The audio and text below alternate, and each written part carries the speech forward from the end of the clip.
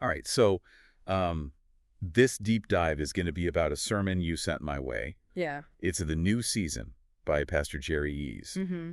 Now, the sermon is all about why people get stuck, Okay. even when it seems like God is nudging them forward. Interesting.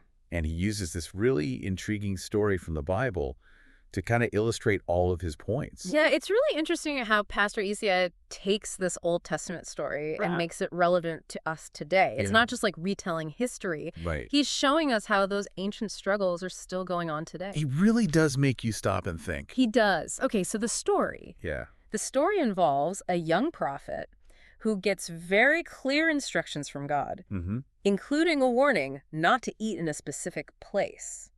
Yeah, that's a really key detail because for Pastor Eze, it represents staying focused on what God has for you. Yeah. You know, it's about avoiding those distractions, not compromising, keeping your eyes on the prize. Exactly. But then he bumps into this older prophet. Oh. And the older prophet, let's be honest, tricks him into breaking that command. Right. And the consequences for the young prophet are pretty rough. That leads us to the big question, right?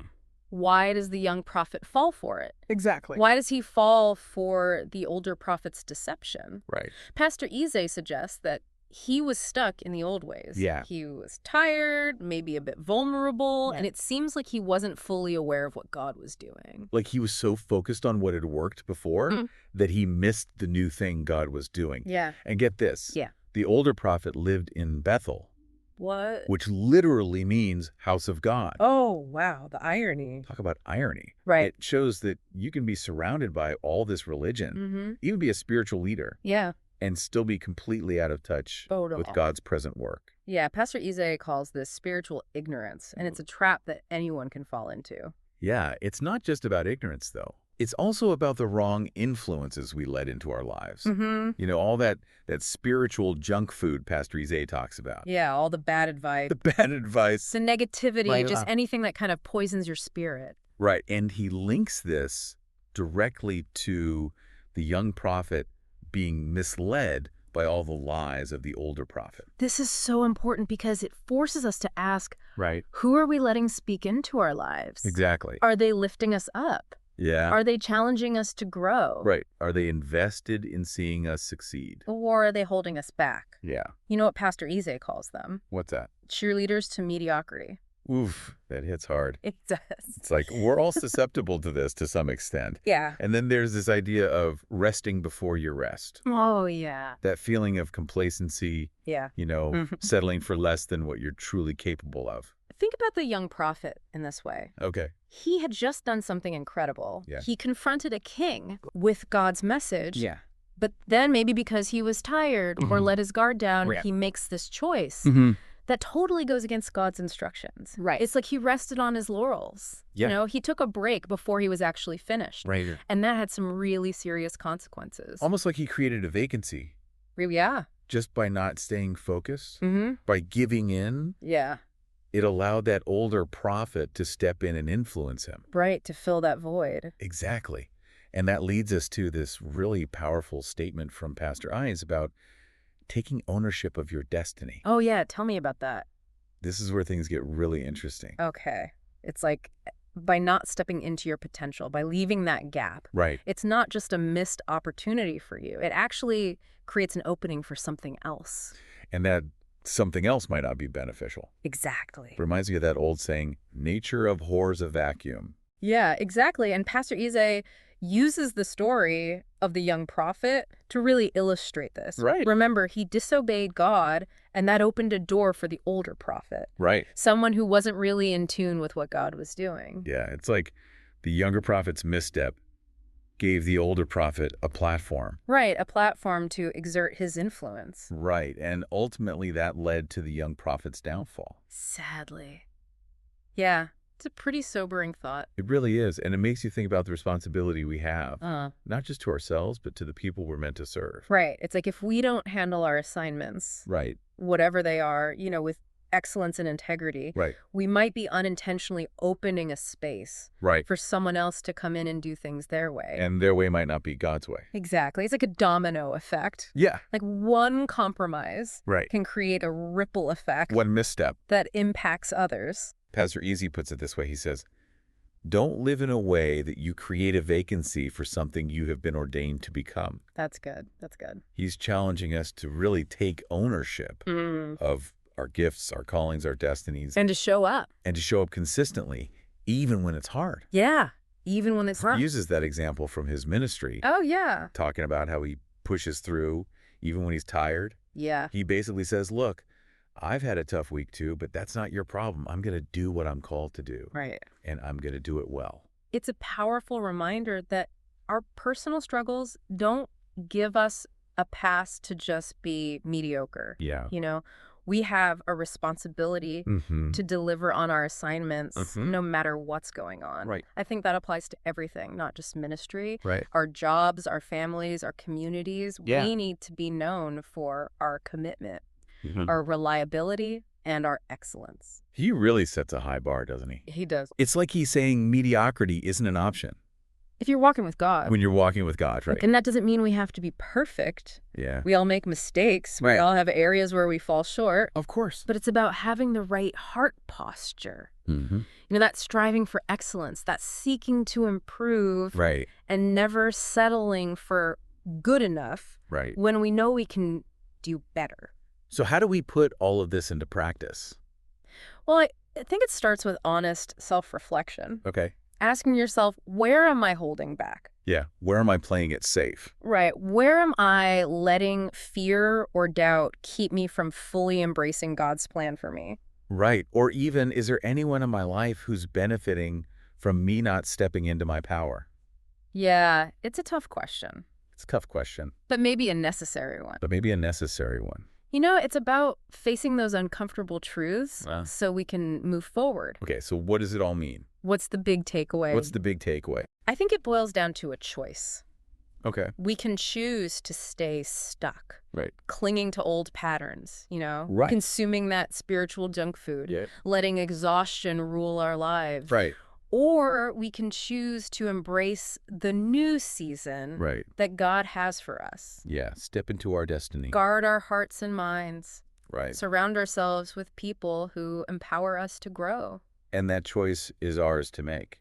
Every single day. Every single day. There's no finish line when it comes to personal growth, is there? Not at all. It's a continuous journey. Yeah, it's a continuous journey of renewing our minds. Aligning our actions with God's will. And refusing to settle for anything less than the abundant life he has for us. This has been such an eye-opening conversation. It has been. I feel like I have a whole new perspective. Yeah. On what it means to break free from the old and step into the new. Me too. It's a challenge, but it's exciting. It is. To think about all the possibilities. Absolutely. When we choose to align ourselves with God's plan.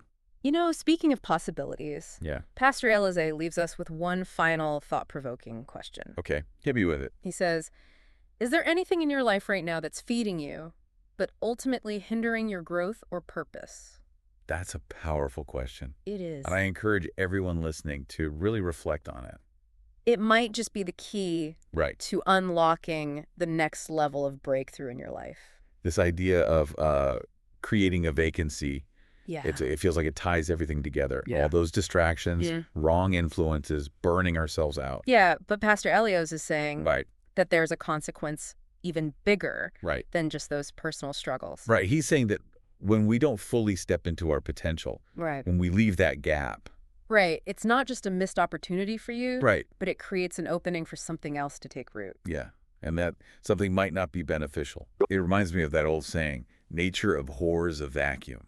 Exactly. And Pastor Eze uses the young prophet to illustrate this point. Right. He disobeyed God. Right. And that opened a door for the older prophet. Right. Someone who wasn't in tune with what God was doing. It's like the young prophet's misstep gave the older prophet a platform to exert his influence.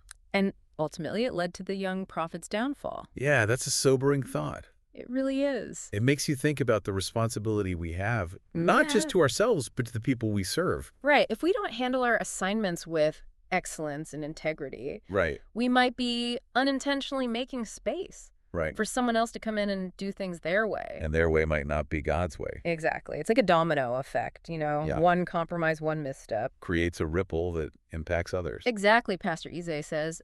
Don't live in a way that you create a vacancy for something you have been ordained to become. He's really challenging us to take ownership of our gifts, our callings, our destinies, and to show up consistently. Right. Even when it's hard. He doesn't let us off the hook for making excuses either. No, he doesn't. He uses that example from his own ministry. Yeah. Talking about how he pushes through. Even when he's tired. Even when he's exhausted. Right. You know, I've had a tough week too, but that's not your problem. Right. I'm going to do what I'm called to do, and I'm going to do it well. It's a powerful reminder that our struggles don't give us a pass to be mediocre. Right? We have a responsibility to deliver no matter what's going on. Yeah, this applies to everything. Everything, not just ministry. Our jobs, our families. Our communities. He really sets a high bar. He does. It's like he's saying mediocrity is not an option. Right. When you're walking with God. When you're walking with God. And look, it doesn't mean we have to be perfect. Yeah. We all make mistakes. Of course. We all fall short. But it's about having the right heart posture. Right. Striving for excellence, seeking to improve. Right, and never settling. Never settling. When we know we can do better. Yeah, so how do we put this into practice? How do we make sure we're not creating those vacancies? Well, it starts with self-reflection. Okay. Ask yourself, where are you holding back? Where am I playing it safe? Where are you letting fear or doubt hold you back? Is there anyone in my life who is benefiting from me not stepping into my power? Ooh, that's a tough question. It is a tough question. But it might be a necessary one. Yeah, necessary one. You know, face those uncomfortable truths so we can move forward. Okay, so what's the big takeaway from all of this? I think it boils down to a choice, you know? Right.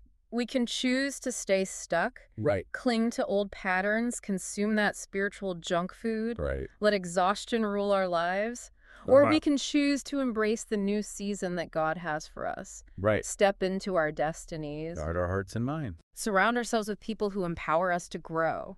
And that choice is ours to make every single day. Every single day, there's no finish line when it comes to personal growth. Right. It's a continuous journey. It's a journey of renewing our minds, aligning our actions with God's will, and refusing to settle. for anything less than the abundant life He has planned for us.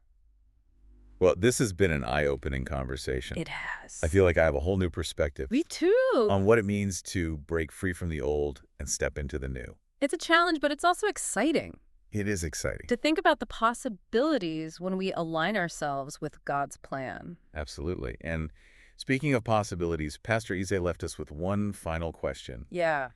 Is there anything in your life right now that's feeding you, but ultimately hindering your growth or purpose? Wow. That is powerful. It really is. And I hope that everyone listening will take some time to reflect on that. It might just unlock the next level of breakthrough in your life. That's it for this deep dive. Until next time.